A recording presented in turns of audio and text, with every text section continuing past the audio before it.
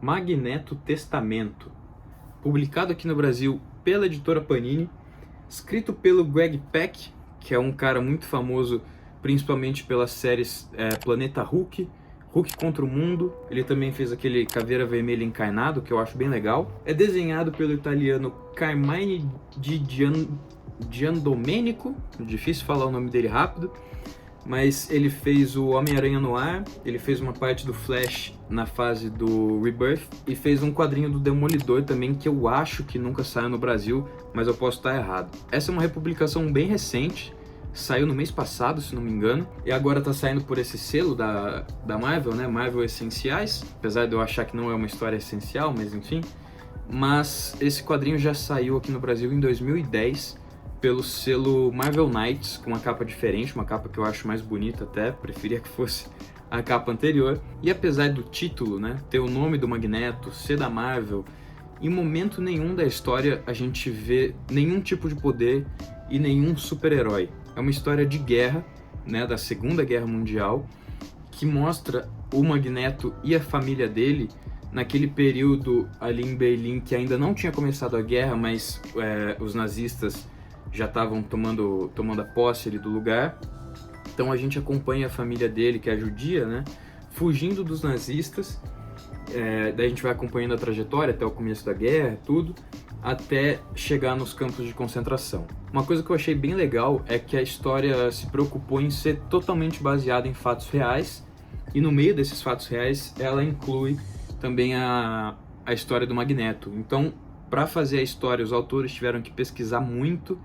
Tem diversas notas de rodapé explicando algumas informações que eles vão dando ali, o que eu achei muito legal, porque além de ser um quadrinho de super-herói que vai te divertir, também é um quadrinho que vai te ensinar bastante, fala de algumas coisas que eu não sabia, né? Por exemplo, algumas patentes, alguns serviços específicos que os presos ali no campo de concentração faziam. Então eu achei bem legal ter essas informações a mais, ter toda essa pesquisa.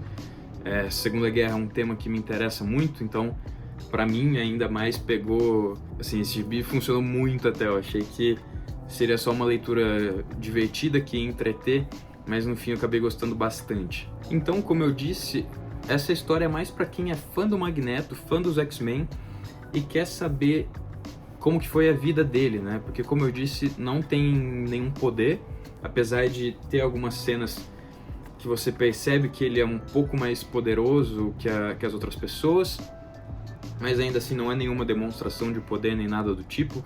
Mal tem cena de ação no quadrinho, então é um quadrinho realmente mais para fã do personagem. Para mim, o Magneto é um dos melhores vilões da Marvel, se não for o melhor, e também é legal para entender o ódio que o Magneto tem dos humanos, né? Tudo o que a gente vê nos quadrinhos dos X-Men, da raça superior, não sei o que lá, aqui a gente entende o ódio do Magneto, que eu achei muito legal, porque a gente vê toda a atrocidade, né, que a gente já conhece, mas também tudo que ele sofreu, tudo que a família dele sofreu. Eles tiveram que fugir para várias cidades, várias pessoas que eles conheciam morreram, passaram fome.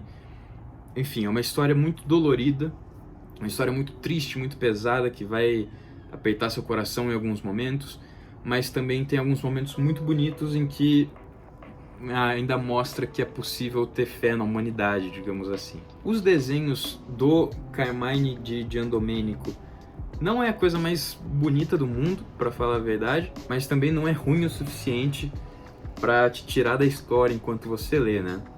Eu sei de algumas pessoas que odeiam completamente o cara, que falam que ele nem deveria desenhar quadrinho nenhum, mas eu achei o desenho dele eficiente. Assim, é meio que qualquer coisa, meio que não fede, não cheira ali, mas funciona para a história, e eu gostei também principalmente dos rostos que ele faz. Os rostos dele passam bastante emoção, assim, ele consegue meio que passar pro leitor o que os personagens estão sentindo sem ter nenhuma palavra ali naquele quadro, por exemplo. Então eu acho que isso é uma habilidade que poucos desenhistas têm, e é uma habilidade que eu apreciei no Carmine Di Giandomenico, apesar de não ser apaixonado pelos desenhos dele. E no final do quadrinho tem uma história extra que eu acho que não tinha na edição passada, que saiu pelo selo Marvel Knights, que é uma história escrita por um cara chamado Rafael Medoff, que eu nunca tinha ouvido falar, mas é desenhado pelo grande Neal Adams, que faleceu até que recentemente, né?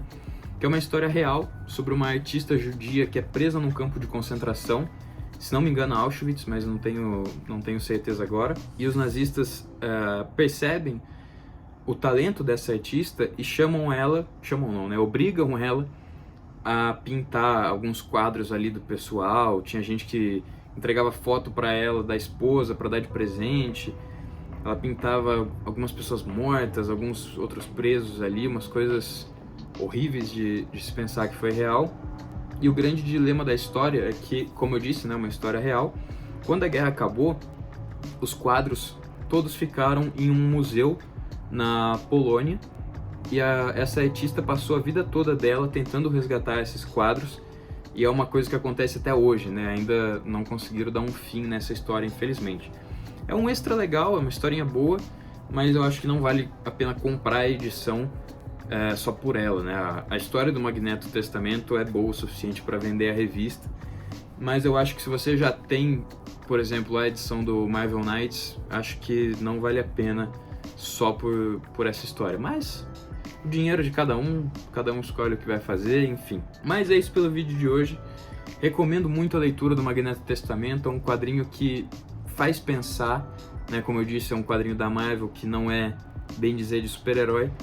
Então é um quadrinho que eu acho diferente. Acho que o povo que lê só super-herói, quando tiver contato com essa revista, por exemplo, acho que vai se surpreender bastante, vai gostar. Então comente aí se você já leu o Magneto Testamento, o que você acha dessa história. E se você gostou do vídeo também, deixa um like, se inscreva no canal. Também tem na descrição o link da Amazon. Então se você for fazer qualquer compra na Amazon, entra por esse link que você vai estar ajudando o canal com uma pequena comissão, e com isso é possível trazer mais conteúdo aqui para vocês. Mas é isso pelo vídeo de hoje. Muito obrigado por assistir e um abraço.